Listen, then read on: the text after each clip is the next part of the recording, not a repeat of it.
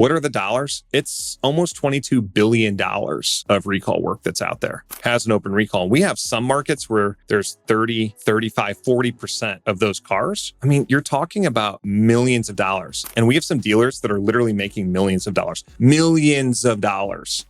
Today, I'm thrilled to sit down for another chat with Ryan Maher, CEO of Bizzy Car and a former car dealer turned tech innovator. Since our last conversation, he has raised many more millions to tackle one of the car industry's biggest challenges, the staggering 70 million recalled vehicles still on America's roads. We dive into a newly released report highlighting the brands most plagued by recalls this year and uncover some eye-opening insights on just how severe this issue has become. A big thank you to our sponsors for making today's episode possible, Edmunds, Upstart, and Bizzy Car. And now let's get into the show. Ryan, welcome. You've been busy. No pun intended, or I guess pun intended.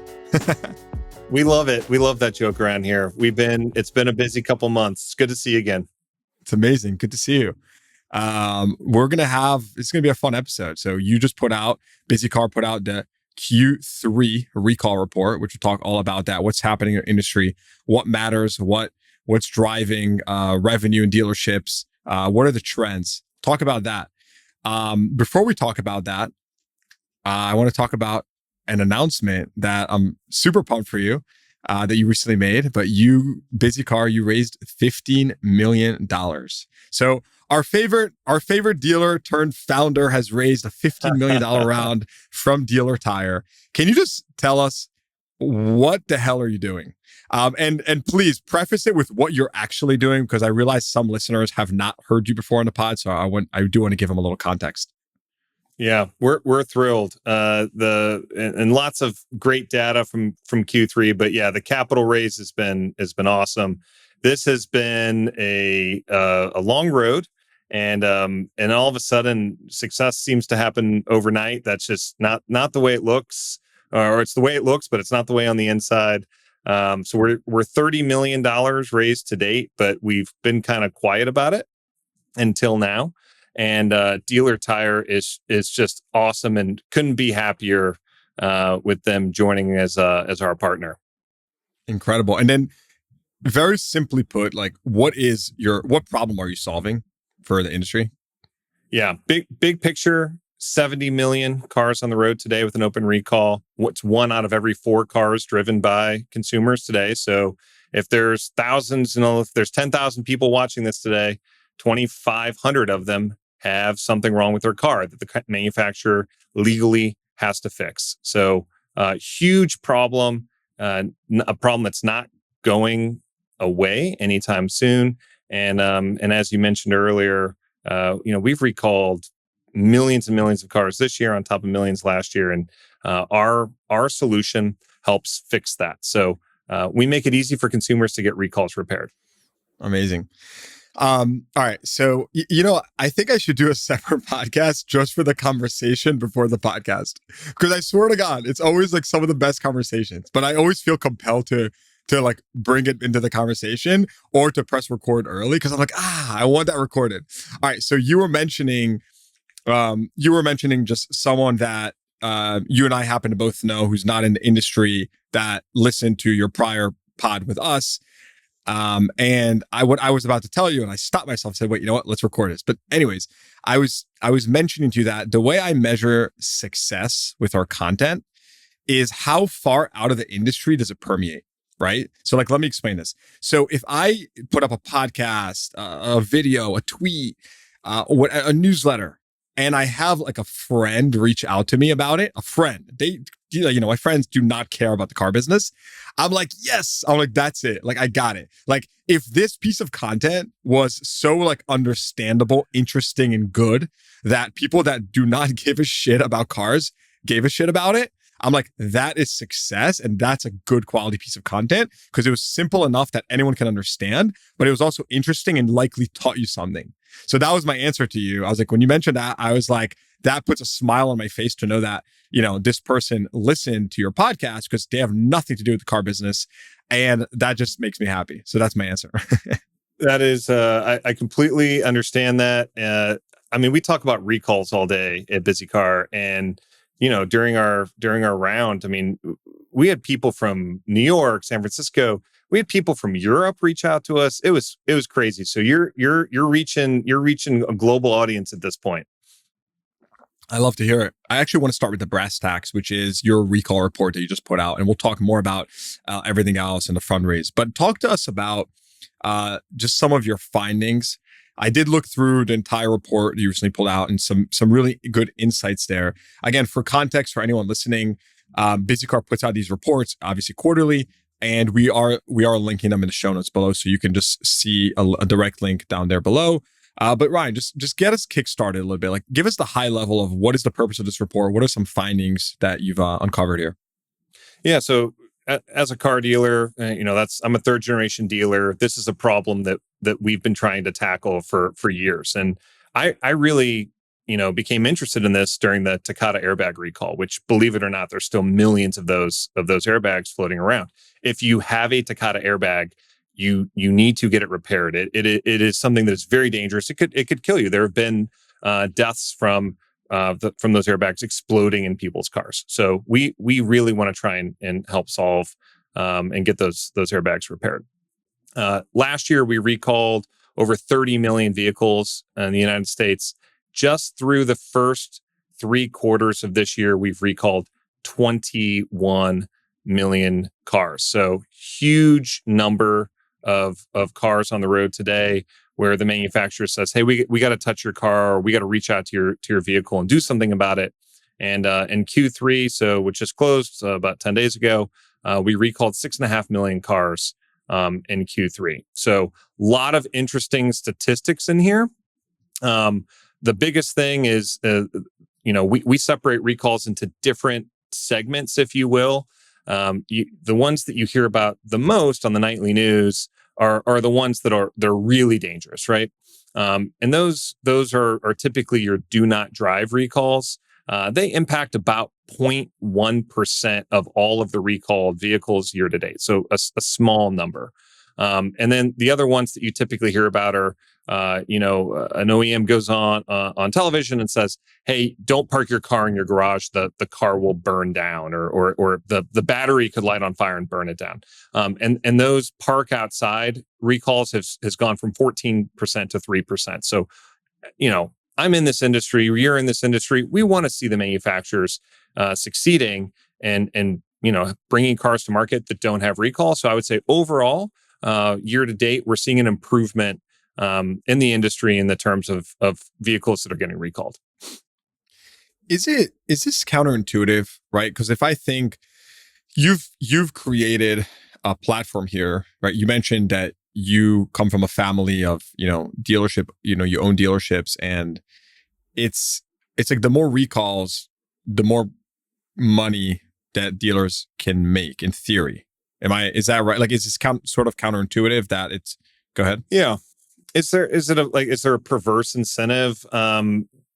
It's kind of tricky. So when these recalls get announced, it's sometimes weeks or even months before you can actually do anything about the recall. So for your audience that may not know how this works, the federal government actually dictates these recalls. It's through an entity called NHTSA, the National Highway Transport Safety Administration, that falls under the Department of Transportation.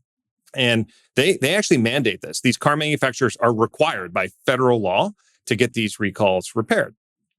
But the problem the manufacturers have, and this was super interesting for me, I didn't really know, but even as a car dealer, I did not know this. These car manufacturers, when they do the recall, they're not always manufacturing the parts that are needed to repair that recall. So I'll give you an example. Let's say there's a fuel pump recall. So something where your car is going down the road and something goes wrong with the fuel pump and it could stop the engine, right? So that's dangerous when you're driving 60 miles an hour on the highway. Well, the car manufacturers don't make just extra parts. That's too expensive for them. That would cost them millions or even hundreds of millions of dollars to do that. And so they make just enough parts for that production run. And so when there's a recall, it's super frustrating for consumers to have to wait weeks or months, right? They get the letter in the mail and they forget about it. And so, your question about is there money to be made? Sure, the manufacturers reimburse the dealers for that recall to get repaired, but the consumers sometimes are not happy about it, and they have to go to the dealership and they have to do this. So, fixing that overall issue is top of mind for the manufacturers. But yes, car dealers do get paid to get these recalls repaired, and it's good margin work for them, but it's not as good as you bring your car in for a standard repair. Yeah. Now you clearly have your fingers here on the pulse. Do dealers have capacity to do all this extra recall work today? Now, I do realize that the craziness from the last couple of years has gone down in terms of just overall consumer demand. I mean, disposable income's down. People have, fewer savings to spend and whatnot. But do dealers have, like, the service department is the one area in the dealership that's always constrained, right? Do dealers actually have that capacity to take in a lot more recall work? Yeah, so it's a tough part of the industry, not having enough capacity, and that's usually limited by technicians. Do you have enough people to actually turn the wrenches, and that is a huge issue in our industry, a technician shortage. So, which correlates directly with capacity. Then you have some dealers that do have enough people, but they don't have enough service bays in their stores. Either they're landlocked or they're in an area where they just can't expand. And there's some huge opportunities there for additional service opportunities, mobile service, pick up and drop off valet. So there's some cool things we can talk about later about that. But as far as capacity goes, I mean, during when COVID ended and when we were trying to fix that glut, I mean, I was booked out 6, 8, 10 weeks in my stores. And that sucks for the consumers. That's just not a good customer experience. They want to get this stuff repaired. But I think you're starting to see capacity level. And I think the way that we should look at recalls today is think about them as a hook. I was just gonna say it's like the Trojan horse, right? It's how you get the customer in the door. Yeah. We don't want to use this like nefarious thing to bring the consumer back in, but it's a fantastic opportunity to get the consumer back in the store, because many of these consumers, they've moved on, right? They've gone to a mom and pop service center, but the only place where you can get a recall repaired is a franchise car dealership. And we want to help facilitate that process. This episode is brought to you by Edmunds. In today's automotive landscape, car buyers invest more time than ever in researching, considering, and comparing options. But for dealers, the challenge lies in pinpointing the audience ready to make a purchase. Enter Premier by Edmunds. Premier offers dealers a groundbreaking way to connect with in-market car shoppers precisely when, where, and how they prefer. With over 20 million monthly visits, Edmunds.com is the go-to destination for buyers seeking market insights, expert advice, and budget tools to make informed decisions. These shoppers aren't just informed, they're laser-focused on the exact car they want. Now, it's your chance to make that connection. Through Edmunds Premier, dealers gain access to this highly coveted audience. Simply list your new and used inventory on Edmunds and watch as qualified in-market traffic flows directly to your vehicle detail pages on your website. Don't miss out on this opportunity to elevate your dealership's visibility and sales performance. You can sign up for Premier today at edmunds.com/CDG.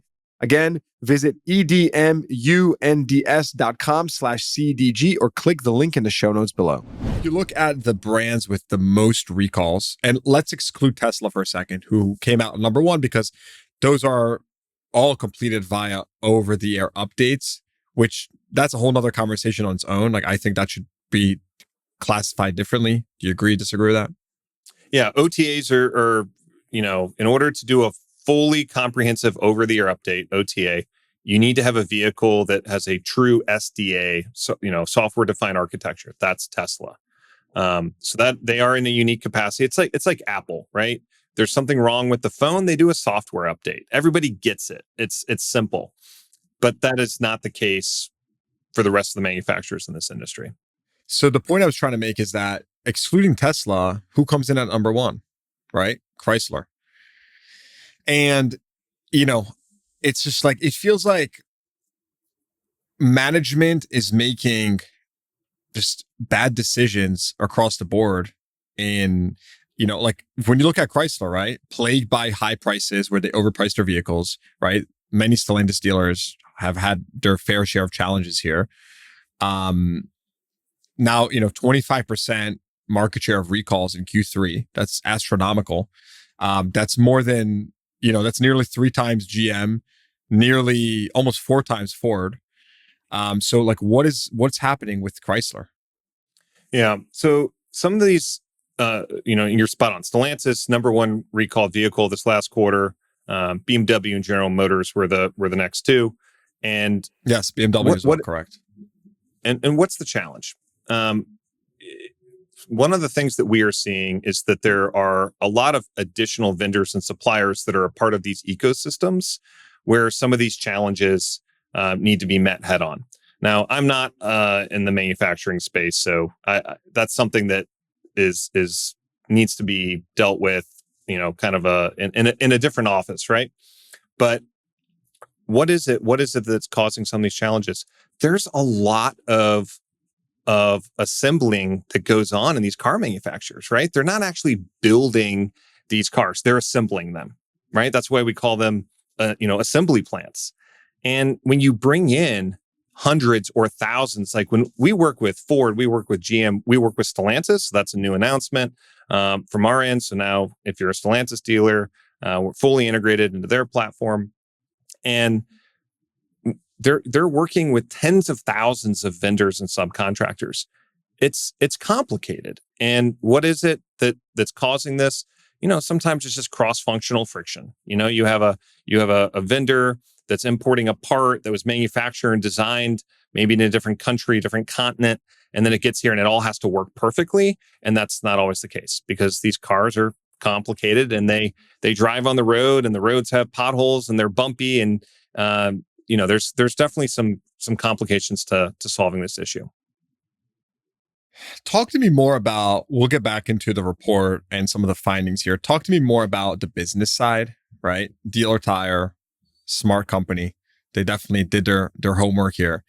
And I have to imagine they were impressed with just, the product market fit. I mean, you're clearly bringing real value to dealers. They're making more money because they're able to bring these recall customers to the store and then sell them additional service. Plus, at the same time, it's a win-win. The customer gets their vehicle fixed, safer cars on the road. I mean, everyone wins, right? Phenomenal tool. But talk to me about the actual like untapped revenue potential, right? What do you know about your dealers? What are you seeing? Is there a wide variance between types of dealer, of the benefit they get? Does it just have to do with capacity, availability, and service, right? How much are dealers freaking making from this? That's what I want to know. Yeah. So average recall today is over $350. So you take the parts cost, and then most people don't know this, but the dealers are actually reimbursed by the car manufacturers to get these recalls repaired. And so their profit margin on this can be, anywhere between 60 and 80%. It sounds really high, but compared to main shop work, it's higher than an oil change, but it's not as high as an engine rebuild. So dealers are really focused. They want to fix these big repairs, what we would call customer pay work. What are the dollars? It's almost $22 billion of recall work that's out there. The number is staggering. It's a huge number. And what we're trying to do is facilitate identifying, what these recalls are and get them in. So if you're a dealer and 25% of your UIO count, your units in operation count, has an open recall, we have some markets where there's 30, 35, 40% of those cars. I mean, you're talking about millions of dollars. We've put over 1,000 dealers on our platform in just the last 12 months. And we have some dealers that are literally making millions of dollars from doing recalls. Who would be like, I wish I could wave a magic wand right now and put him on this podcast. Vince Sheehy, who was just on my podcast recently, and of the Sheehy Auto Group. They are so big into retention, right? Like I had the longest conversation about retention with him on this podcast. They have their program, where the retention program where, customer pays like $1,000 for a year. So they have like 150,000 people who do that. It's insane. Yeah, exactly. And I would love to know, right? This is me going very technical, but I would love to know the customers that come in for a recall.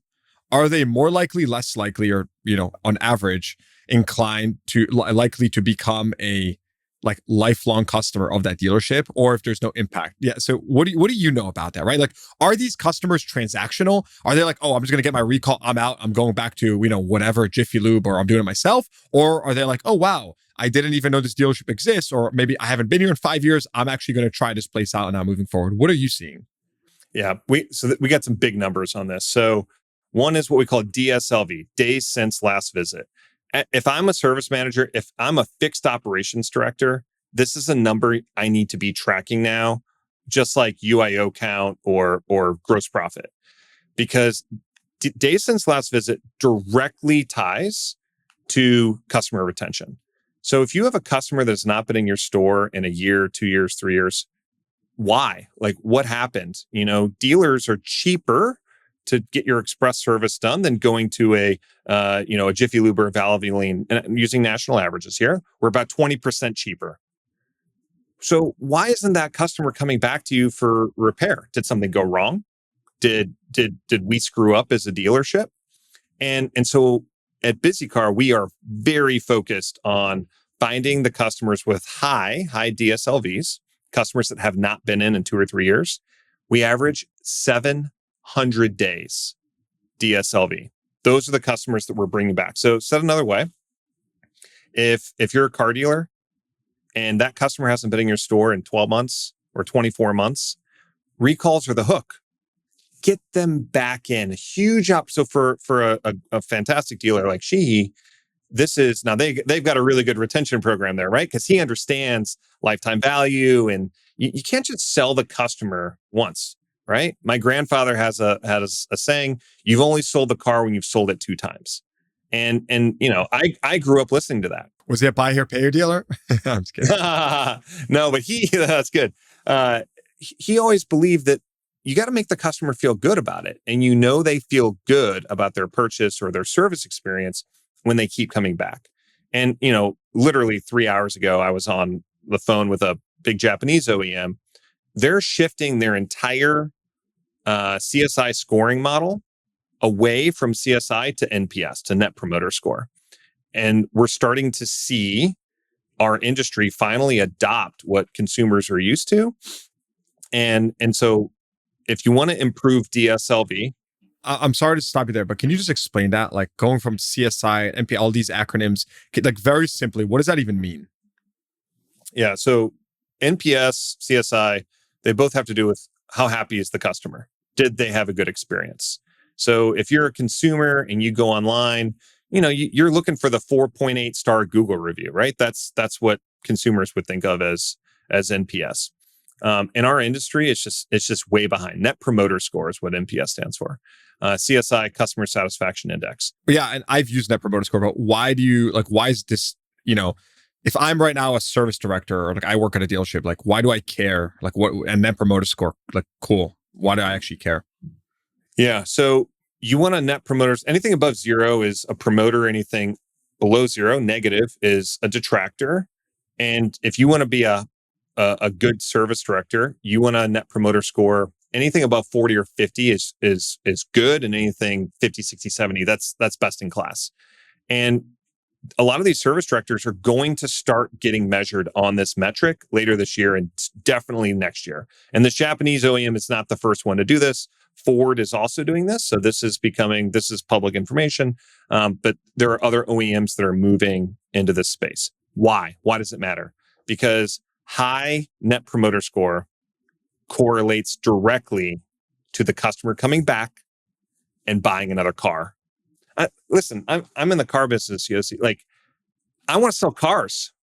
And if you want to sell cars, you have got to have high customer satisfaction. I got one other thing for you that we're kind of noodling around with. So we're gonna start talking about this more next year too.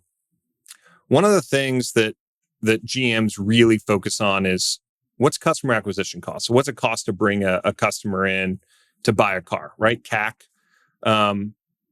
One of the things we don't really track in the service department is cost per appointment. There's a lot of marketing companies out there that'll you'll spend $5,000-$10,000 a month. You might bring in 30 or 40 appointments. And I keep hearing from dealers this concept of we got to cut expenses, but nobody's looking at what it really takes to bring a customer into the service department.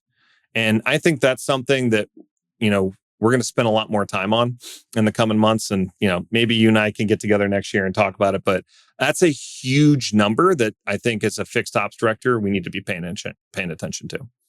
Yeah, I mean, this obviously solves that as well, which is why I'm excited here. Now, I have to imagine like selling this product is like the easiest thing in the world. And that's a compliment for you. What are like some of the objections you get from dealers, right? Like, because this is clearly, again, if you have a service department, or this is good, better for the consumer, you get more clients in the door, right? Everyone wins. So what are objections you get? I'm actually curious about that. Yeah, so I'm a good salesperson, but I'm not the best in the world. Here's kind of our approach. If you want a product that requires no training and no login, and you just want to go to the dealership and flip a switch and turn it on, that's us. If you want to dig into something, if you want another product to click a button on, don't use us, right? I'm trying to build stuff that's simple and easy to use so that dealers can go about their day. So the only objections we ever hear are, I've already got a team that does this. Okay, well, we're leveraging AI and automation. There's just no way. And we're not trying to be an AI company. We're using the AI tools that are already out there from Amazon and Microsoft, and we're just leveraging them to be very efficient and very focused. And that creates a better customer experience. But yeah, only objections are, we got a team in house, or I don't want free money. Why don't I need you? Yeah. This episode is brought to you by Upstart. Upstart partners with dealers to digitize and connect their online, in-store, and financing process to create the car buying experience today's customers expect.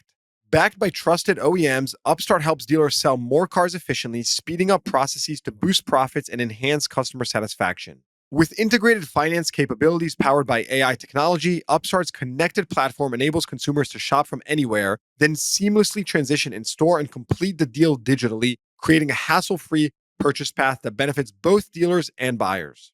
For a brighter car buying future, visit upstart.com/dealers. That's upstart.com/dealers, or click the link in the show notes below. Well, I just read a study.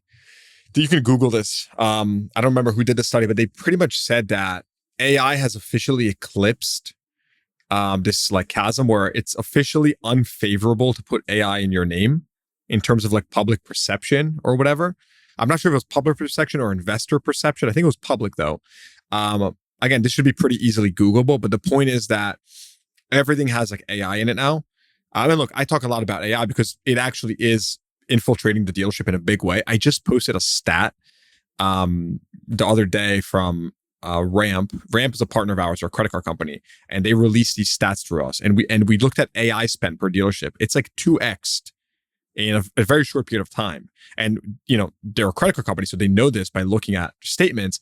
But it's incredible when you think about that. Like, the adoption is growing within dealerships right now. The question is where and like what is considered AI? Because I could make the argument that everything has some AI in it, right? Any legit software company nowadays, like you just said, like everyone uses it at some point in the ecosystem. But the point is, yes, right? Like I appreciate the kind of sober take there, because you're right. You're just saying, okay, we have a problem to solve. How do we solve this? And you happen to use some technology in order to make that happen. Yeah. And I'll give you a statistic I saw this morning. So one ChatGPT query, a single query, takes the same amount of energy to run a light bulb for 2 minutes. Okay. Standard household light bulb. So think about that. One ChatGPT, and this is from a PhD in neuroscience from Washington University. I didn't know that. I'll give you a better one. This is a good little fun fact. Any idea what average PhD engineer makes at these big AI? I won't name drop, but makes it up at these big AI companies. First year salary. So 26-year-old engineer. Guess what their salary is? 600,000. You would have been right 2 years ago. It is $1.2 million. That's wild. 1.2 million. If you're a PhD, if you're fresh out of MIT and you're going to go work at one of these big AI companies, they're making 300 grand in base and like 900,000 in equity and bonus. It's crazy. So like, listen, there's a big AI boom going on right now. I get it, but I think the way to look at this is like AWS or Google Cloud 10 years ago. Stuff is going to normalize at some point, and we'll be chasing something else. But yeah, we enjoy using AI in our product because it just makes things more efficient, but there's still very much a human component here too. All right, so let me pull back my critical investor hat. So one thing I think about is if I think about you 10xing from here, right? 100xing. One of the bottlenecks you'll likely face at some point, it may take a long time, but will simply be capacity of dealers, like I said, to actually service with their technicians. So I can only imagine that you are looking at, mobile service. You mentioned it earlier in the conversation, but mobile service is, to me, it's such a complementary opportunity for you. Like I am right now, if I was on your board of advisors, which I'm not, and I'm probably not qualified to be, but if I was, I would be like, hey, are you looking at partnering with a mobile service company? Are you looking at acquiring a mobile service company, right? Like you get what I'm saying, like, how can you create more capacity for dealers? That's the short way of, saying what I'm trying to say. So what's your take on mobile service in general? How do you think that's going to kind of complement dealerships in today, in the present, in the future? I bet most of the listeners on today's call have ordered food in the last week, right? And people have gotten used to this mobile ordering ecosystem. And you don't have to agree with it. You don't have to be a supporter of it. You just have to acknowledge it's here, right? Like it's happening. And it's expensive. It's something that dealers have to figure out. And the only way to make mobile work is to be really efficient and control your costs. So you got to have great software. You've got to have a great process. You have to optimize a lot of things so you can give the customer the same great experience in the store as being out of the store.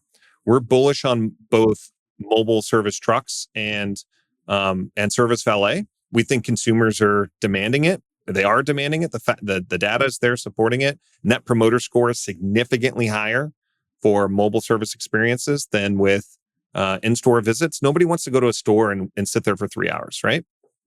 Or if I can get the same thing done in my driveway. So we believe that in order to increase capacity in our industry, there's going to have to be a mobile service renaissance. We were very, very intentional about our partnership with Dealer Tire because, and do you know much about them, by the way? I mean, I've used them. I've ordered products from them as a dealer, but I don't know much beyond that. No. So I had no idea. They're in 9,000 stores nationwide. Like I know they're huge, and we use them in our dealership. But I had no idea, and they do a lot more than what meets the eye.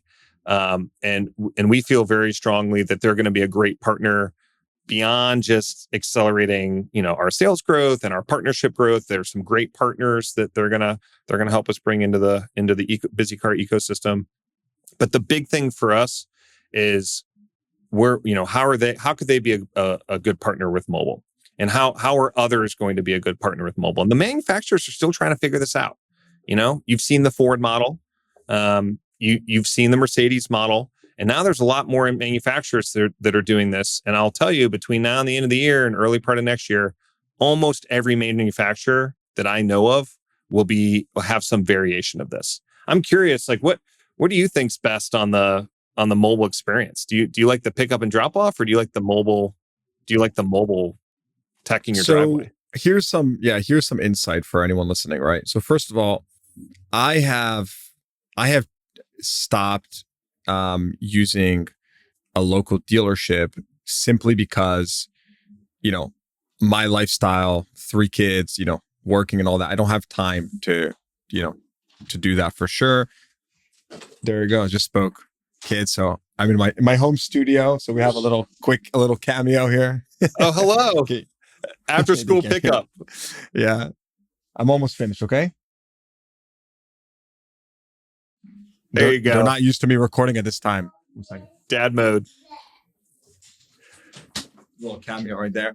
All right. So anyways, I think pickup and delivery is really, really important for me. I just had, again, another example. I just had a company on the podcast called Draver that they actually get you like a person. It's almost like I've used Uber them. for, yeah. Yep. So, phenomenal solution for person, but where they pick up and drop off your car. But that's really important for me. Now, let's just say the dealer can't offer that, doesn't want to offer that logistically or economically, doesn't make sense. And again, we know Paragon Honda in New York, where it's a super urban environment. Yeah. So super urban environment, like they make a killing on this. They've made millions on picking up and dropping off cars. They know their customer, they know, great. But I think if a dealer can't offer that, I think the next best thing for simple stuff, again, I'm not talking about replacing an engine or big jobs, but I'm saying simple stuff is mobile service. Right? Like what can you and can you not do? I actually just met the other day, I had a conversation briefly with Ed Roberts from Bozard Ford. Love Ed. Great customer of ours. Yeah. So I just met him, and we'll have to get him on the podcast to talk more about this, but he's really leaned into mobile service. We know AutoNation bought RepairSmith a couple years back. I mean, listen, mobile service is growing. Whether you like it or not, it is growing. I think it's a win. But again, as a customer, not as a dealer, I would say my biggest concerns with mobile service are like, we have a technician shortage where you're in store in an air-conditioned facility and, you have your bed, you don't have to travel anywhere, you don't have to face the customer. So I am concerned about, who is that person that's going to come to my house and service my car here? Like, where is the talent for that? Where is the talent pool? That's what I want to understand. What's your take on that? Yeah. So you live in the New York area, right? So you have heating outside of Philadelphia. Yeah, outside of Philadelphia. So okay, so outside Philly. So you have air conditioning in your house? Of course. I hope. You have an HVAC technician come out to your house twice a year, and they do preventative maintenance in the spring and the fall. I bet you that's your schedule. And you're a busy guy, so you just want it like clockwork. Same thing in the car industry, right? You're getting your oil changed twice a year, rotating your tires, you're doing your annual seasonal maintenance. If you're in Canada, you're doing tires for tire season. That type of person is the same type of person we need in the auto industry. That it's so simple. How do we get them? So I will tell you, I've got a great HVAC company that services with us, little mom and pop HVAC company. They come into our car dealership. We have benefits. We have massive, these huge, they're brand new trucks. They're brand new facilities. And you're saying earlier, it's heated, it's air conditioned. We've done a great job doing mobile service in our stores. It allows us to bring in a different kind of technician. The guy that doesn't want to be inside of a building, from 7 a.m. till 3 o'clock in the afternoon. They want to be out in the field. They want to see sunshine. They're interesting. It's a different type of person. So you're saying you're sort of flipping the script here. You're saying it's not like a worse job or like a inferior working conditions. You're actually saying it's better because that person wants to be outside. They want to see sunshine or they want to be on the road and have a bit of a different type of work environment each day. Or they don't want to, we've got phenomenal service directors in my stores. So, but it's not like that in every store, right? Most service managers, and I don't want to mean all, but most come up through being a technician. We've never trained them to be a manager. We've never given them those skills. And if they're a great technician, that's phenomenal, but they could be a manager. And if they don't know how to manage people, then those technicians there are miserable. This is a great opportunity for maybe a really skilled technician that hates their service manager to get out in the field and go and do their mobile job. I was in the military. I was in the Marine Corps, and there are some super, super talented guys that are leaving the service that don't want to work inside of, a building 8 hours a day, but would kill for a mobile service job. And think about it. I mean, good benefits, good pay. That's what we need. So where are we going to find these people? Some of them we're going to pull in from other trades and just give them a better experience. And some of them we're going to have to create. Before we wrap up mobile service, are you doing anything within that realm right now other than what we discussed? So beyond the staffing and the obvious need for mobile service to exist, you got to have the right software tools to make it really efficient for dealers. Dealers are always in cost cutting mode. If they can save $500 here, $1,000 here, you got to deliver value. So we have a great promotion going through the end of the year.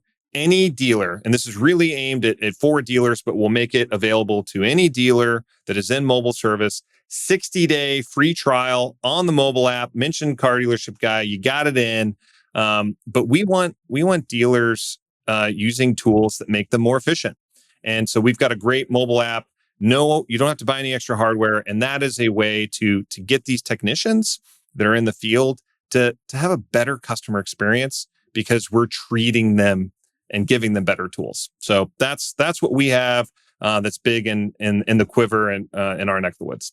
Exciting. And talk to me about the customer experience a little bit. Or like, what do I actually see as a customer? Like, just what is that like?